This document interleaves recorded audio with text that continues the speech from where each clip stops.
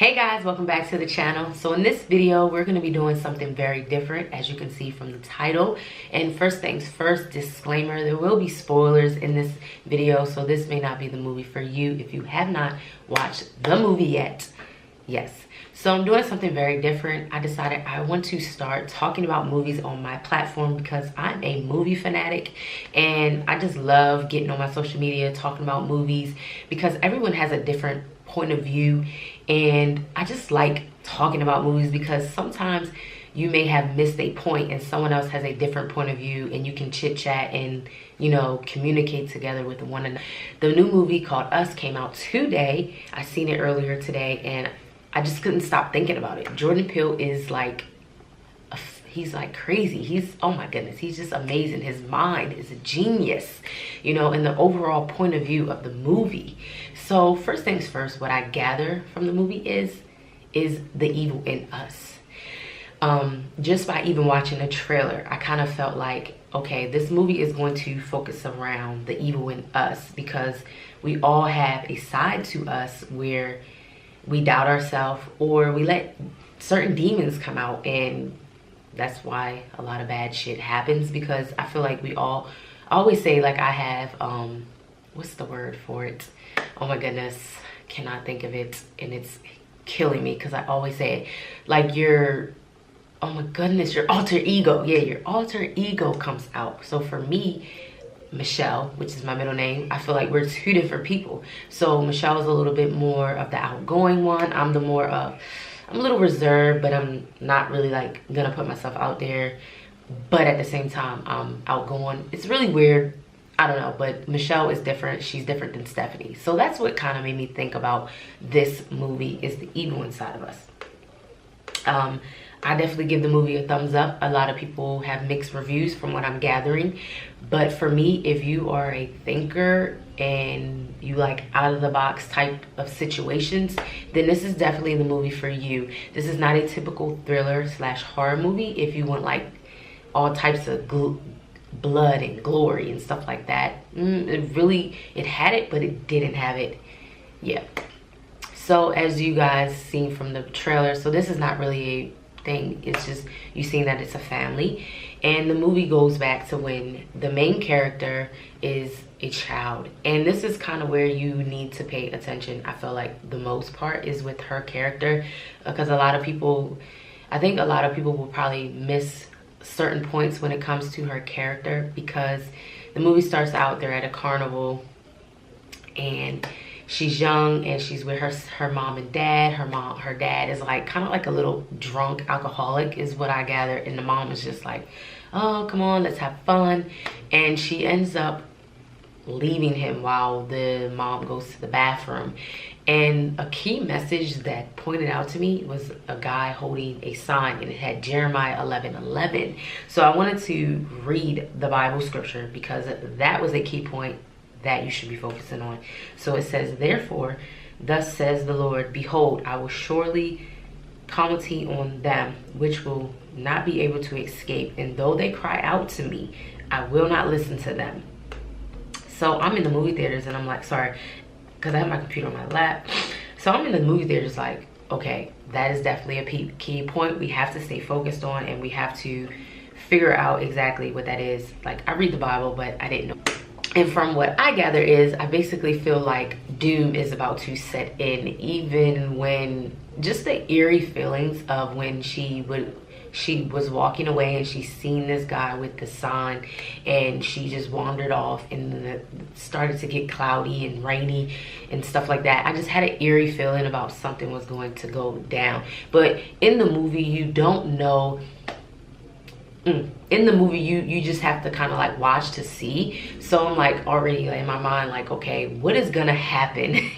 So the movie takes place where she keeps wandering off, and then she goes into like this mirror place. You know how when you go to a carnival, it's a mirror, and this is where you kind of have to really pay attention to, because she ends up seeing the mirror image of herself, and she gets scared. And that's when kind of the movie transpires to kind of do, you know how like the movies have to do from the old into the present, and you see how her family noticed like a change in her behavior. And the movie is not predictable at all because of the way it is set up, and I think that Jordan did that really amazing, because you don't know what's gonna happen next. Even though she sees an image of herself, it is not like, oh, what's gonna happen with this, because she got scared and she left, and you know, her family and they're finding her. And then it focuses on to when she is a grown woman and she's married and she has 2 kids. Another great thing that pinpointed out to me was her husband's name, Abraham. It was kind of funny that I seen Jeremiah 11:11, and then she had a husband named Abraham. And then in the book of Jeremiah, you know, it talks about doom, and it talks about, yeah, so as I was saying, and then so the movie, she's, you know, those things started to pinpoint out to me. Not saying that it's biblical, but those things pinned out to me. One, because you seen the sign of Jeremiah, then you notice the husband's name, Abraham, you know, and then just what the Bible verse means in itself. That was just my logic off the top of the head, and I was just like, okay. And then as the story goes on, they go back to where Adeline, I know I'm pronouncing that wrong, where she was a child, where she got lost, blah, blah, blah. And she didn't want to go back. And it's crazy because when they were at the beach, her son ended up going to the bathroom and leaving. And this is where my mind was like, okay, well, first things first, she told her friend she doesn't really like to talk much. So that spoke out to me. I'm like, why does women don't like to talk much? I was like, oh, well, maybe she doesn't like women. But you don't really understand why she says that until the end, which I will get on. So then another key part in this scene is her son, he goes to the bathroom, he gets lost, and she's like hysterical, like how when it brought her back when she was a child. This is another key point that it slowly starts to build in your mental, because you're like, I get it, you know, she was lost as a child. You know, it kind of gets you to thinking, like, at first you're like, okay, she was a child, you know, she got lost, you know, and she was scared that he may go into that place where she was when she was a kid, because mind you, they're back where they were when she was a child and she ended up getting lost. Cool. So the son ends up seeing a man standing there, the guy who was holding the sign of Jeremiah 11:11, and he had blood on his fingertips, whatever. He looked crazy. I don't think he was dead, but he just looked crazy. And that's kind of where the scene took a halt. She ends up finding him. So fast forward. I don't want to like tell in detail every scene. It's just like I'm trying to get to the basis of where I'm going. So they end up coming home, and this is where things start to get tricky, start to get good.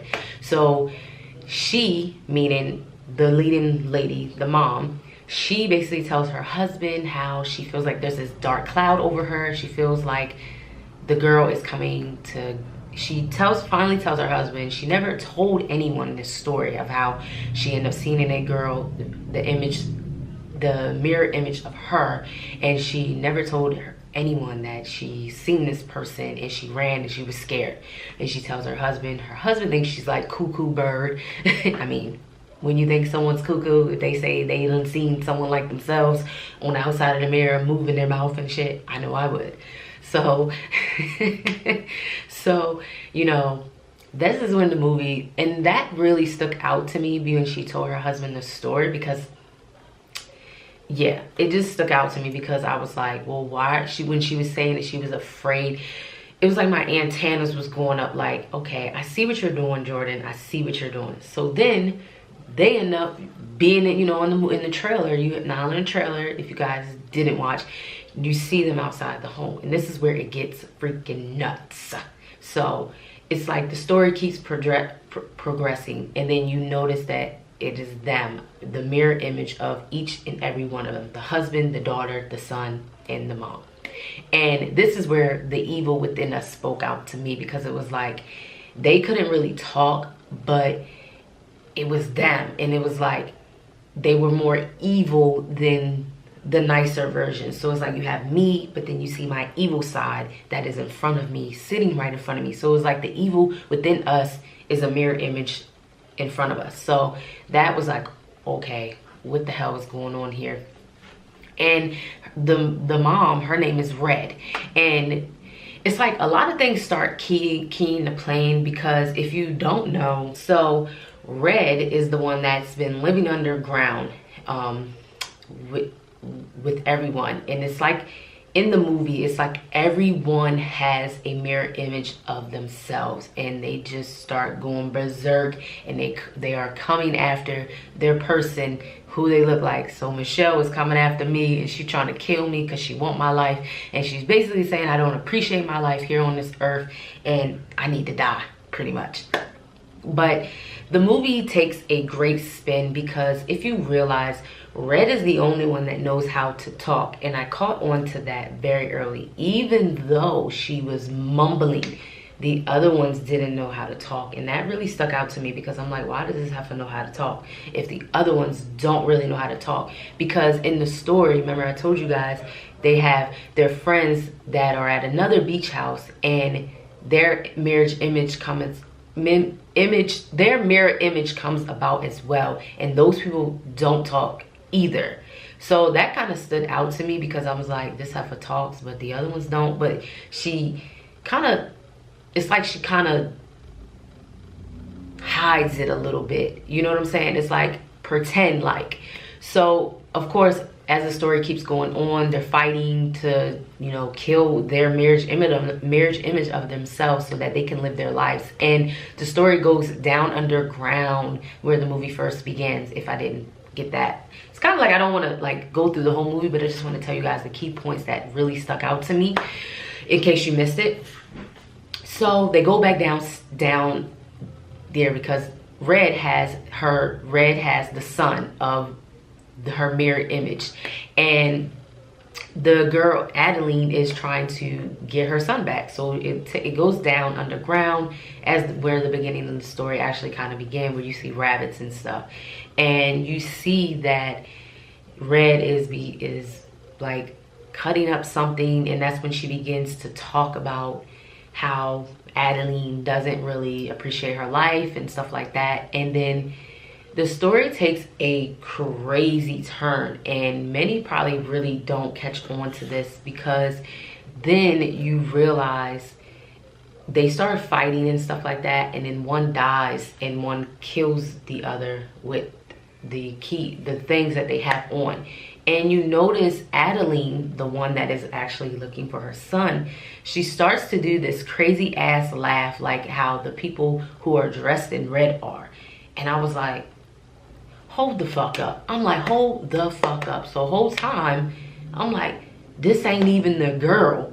Because I forgot to even mention, because after they found the daughter, the parents was like, she's not talking and stuff like that. I'm like, that probably ain't even a fucking daughter. And come to find out, I don't think that was the daughter, because it goes back in time where, you know, what we thought happened actually didn't happen. So she tells her what happens, and how she basically, when she's seen her mirror image of herself, she choked the little girl and ended up switching spots with her. And I was like, I kind of knew it, because everything was aligning. It was like, one, her parents didn't really know who this little girl was, because she wasn't talking. The little girl didn't know how to talk. So all the people that are underground don't know how to talk. And that's what made me really say, hold on, something's not right, because she was the only one talking when they were in the house with their mirror image of themselves, the good versions, pretty much. And I'm like, why is she talking? The other ones ain't talking. And she was basically telling them what to do. So she was plotting all along of this big creation to basically take back her life and to do what she needed to do. But sadly, she didn't get to do that, because her mirror image, meaning the fake person who was actually in the good body, killed her.